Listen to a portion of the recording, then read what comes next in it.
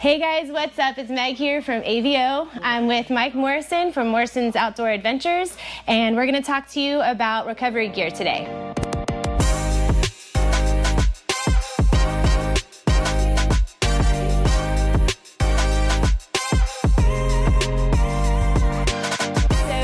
Mike Morrison here leads all of our trail rides with Morrison's Outdoor Adventures. So I just want to introduce him to you and let him tell you guys a little bit about himself and his experience in the four-wheel drive industry. Awesome, thank you, Meg.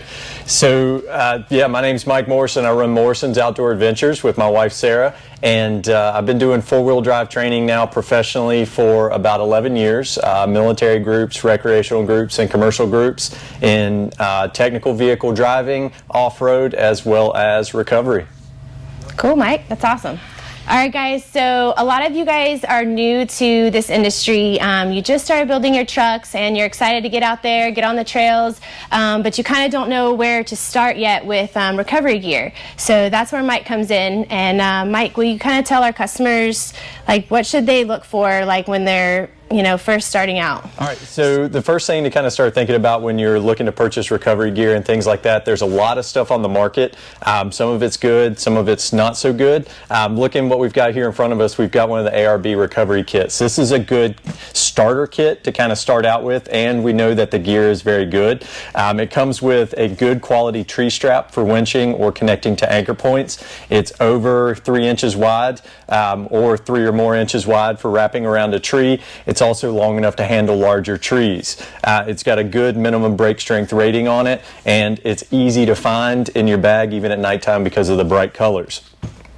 We've got some screw pin bow shackles or D-rings here, again rated. They've got the working load limit stamped clearly on there for you to be able to use and choose from. They've got 2 of those in the kit. Then they've got ultralight snatch block or pulley block, and it's rated to 20,000 pounds, so it's good for anything up to anywhere from like a 10 to 12,000 pound winch, and we can use that for redirects and stuff like that. Normally I carry 2 of those. With this kit, it's a good starter kit starting out with 1.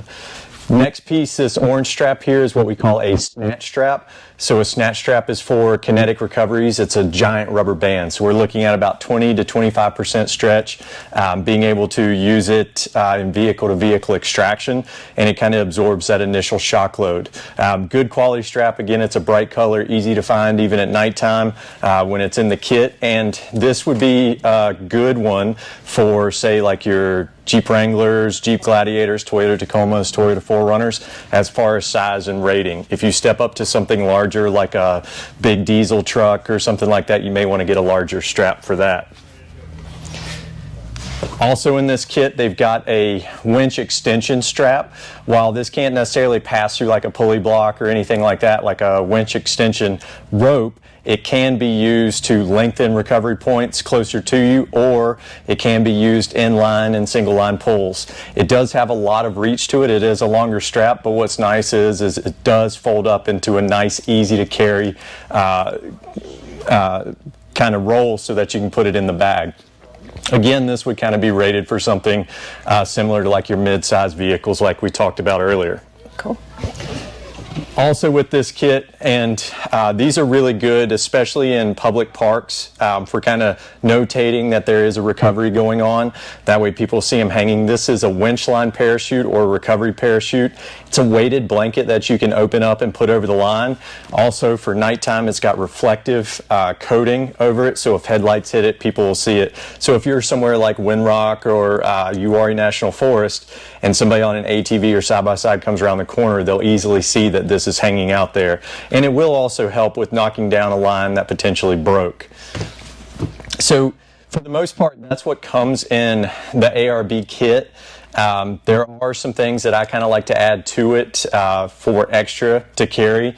Normally, like this soft shackle here from ARB, I'll normally carry somewhere around 3 to 4 of these just for making connections to recovery points or making connections in winching or kinetic recoveries. also to anchor points and stuff like that. They're a lot safer than the bow shackles or the D-rings because they're so much lighter, and they're pretty comparable as far as ratings. Just understanding that we're looking for that kind of minimum break strength rating on them, somewhere on there, and we're looking making sure that we're using these on non-sharp recovery points and things like that. Also, a good quality pair of gloves. A lot of kits come with gloves, but I typically recommend going out and buying something like these ARBs. Are really good because they have a thick leather palm with some padding in it. They also have Velcro, so you can undo the Velcro when you don't need it, and then you can put it back on, but they're tight-fitting, form-fitting, so as we're working with loose straps and stuff, it's easy to handle and we don't have to worry about the glove getting caught. Cool. Thanks, Mike. Yeah. All right, guys, so that's kind of the basics of what comes in the ARB recovery gear and kind of where to get started. But there's a few essentials that we also recommend you guys have with you when you're out there on the trails, especially when you get to remote places and you might not have self-service. So, Mike, what do you think? So I recommend every vehicle, and I even carry these in just kind of my everyday travels, but a good quality fire extinguisher that you know where it is and how you can get to it relatively quickly, normally in under a minute or less to be able to use. A good quality first aid kit is super important. Even one that is able to do things that maybe not necessarily you feel comfortable doing, but if someone comes along, they can use it as well. Some of the other things that I do recommend, especially in the backcountry, is like the Garmin InReach device, especially if you're spending a lot of time by yourself, which a lot of our customers do. So this will allow you to, number one, you can text and get service with it, but you can also set it up with plans that will allow it to kind of ping someone that you want to keep track of, so you can set it up to send them a message twice a day or something along those lines so that they will know what your location is. And if something happens, you do have an SOS beacon you can reach out with. So they are a big one to carry, especially if you're going to be, outside of what we kind of call the golden hour, where it's going to take more than an hour to get to a hospital. Kind of along with the recovery gear, talking about traction mats like the Max Trax here.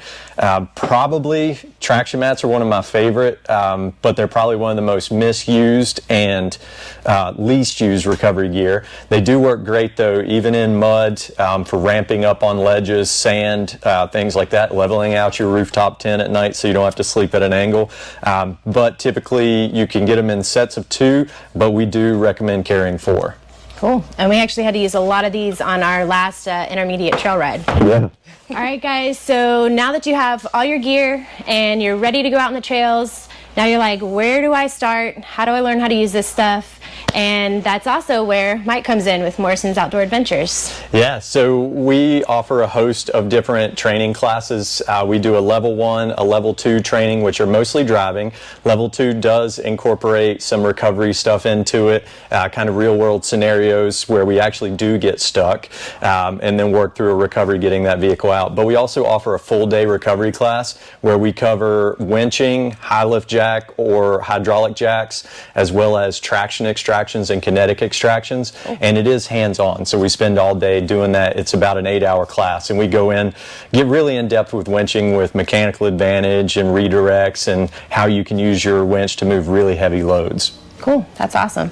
So how do people find out about the upcoming classes that you have? So you can check us out on our website, morrisonsoutdooradventures.com, or on Facebook or Instagram, Morrison's Outdoor Adventures. We typically update all of our classes on there pretty regularly.